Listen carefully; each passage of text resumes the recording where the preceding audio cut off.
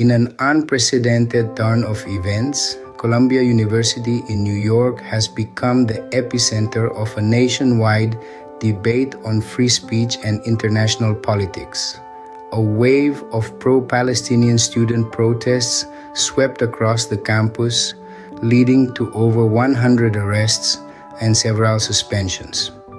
The protest began mid-April, with students demanding divestment from companies profiting from Israeli policies. As tensions escalated, the university called on law enforcement to intervene, marking the first time since 1968 that police were involved in quelling student protests.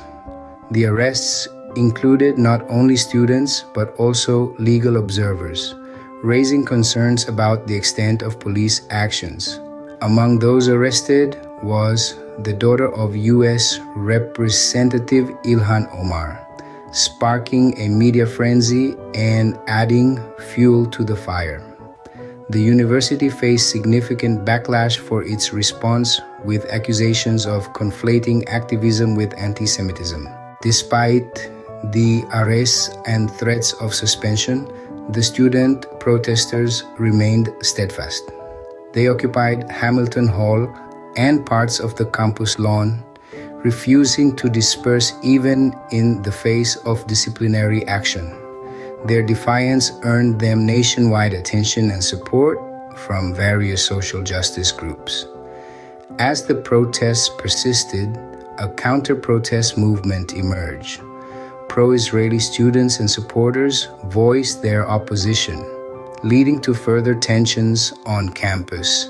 Accusations of making Jewish students feel unsafe were leveled against the protesters, further complicating the situation. What started as a local protest quickly spiraled into a broader wave of demonstrations against the Israel-Hamas war. Pro-Palestinian protests spread to other universities in Texas, Utah, and Virginia, leading to dozens more arrests and escalating clashes between protesters and police. The Columbia University protests have ignited heated debates about freedom of expression, safety on campus, and the university's financial ties to Israel.